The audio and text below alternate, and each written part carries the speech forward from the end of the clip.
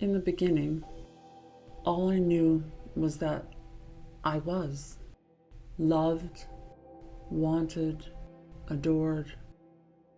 My mother used to love telling me the story about how I came to be, how she'd had surgery to prevent having any more children, how I'd appeared to her at the foot of her bed in a red dress asking, "What about me?"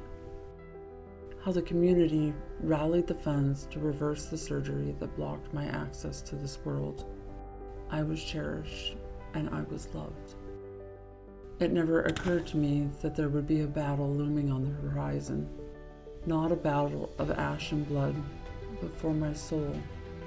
I knew my father's family was Indigenous, and I wore my ancestry with pride. I didn't know or understand the depth of his suffering or my grandmother's silence. I only knew how much I loved them. But their suffering and their pain rose up in the voices of my relatives, as they called me half-breed and not enough.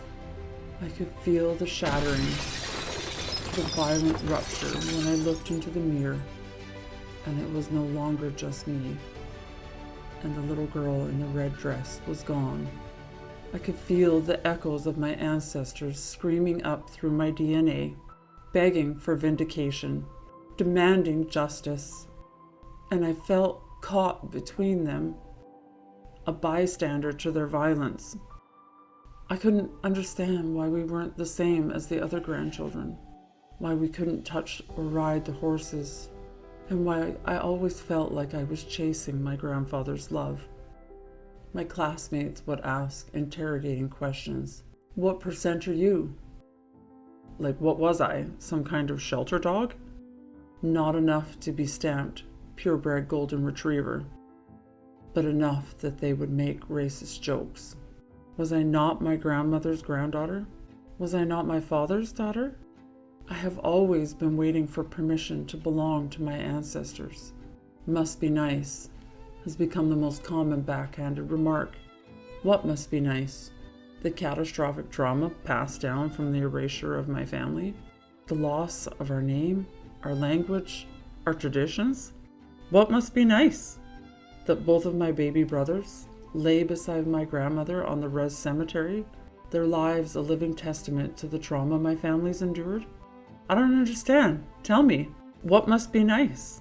My Indigenous relatives calling me a pretendian? A half-breed? Who even wants me? Most days, I feel like no man's land. They have tugged and pulled over my soul, fighting for their right to exist and to be seen, to control me. I'm never allowed to be both. Pick me. Pick me. Pick me, they scream. How could you choose her? She murdered us. How could you choose her? She never lets me be anything but the villain. I've tried to orphan one or the other, but it never feels right. I never feel whole. And I'm tired. I'm tired of always begging to belong. I want them both. Why can't they just let me be? Why can't they see they're hurting me? Why can't they see we're one? The pressure and the grief shatter the cages of our separation, and I feel myself moving in the earth of my ancestors and into the battleground of their unwept grief. My body becomes the bridge between them, a proverbial Christmas day in the trenches, if you will.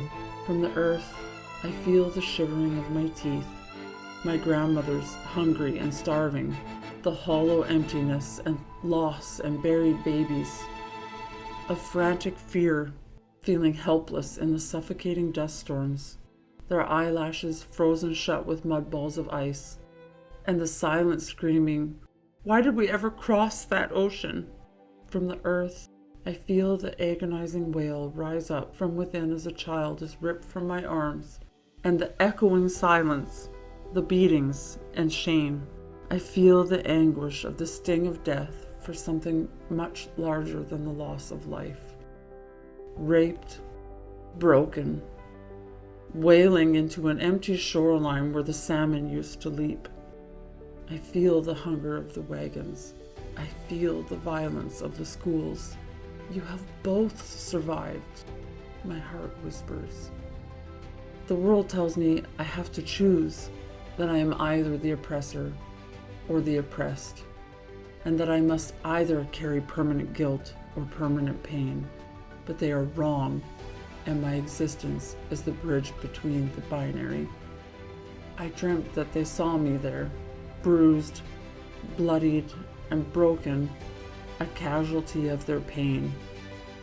I don't know if they really know how to apologize to each other, honestly, but I do know that they are tired of their boxes, and they are tired of the walls that never let them grow, never let them evolve, and that never hold the beauty of complexity. One washes my wounds, the other smudges and prays. I love my Indigenous grandmothers who lived on the sea, who picked berries and spoke of salmon, but I also love them too. These courageous women who boarded boats to cross the ocean and who gave birth on wagon trains, because I am theirs and they are mine. As I have learned more about these women who built my bones, I feel their tears wash over me, healing the fractures of a divided soul. I am not a percentage. I am not the battleground. I am the woman who survived. No more pulling. No more tearing. No more begging. No man's land. No more.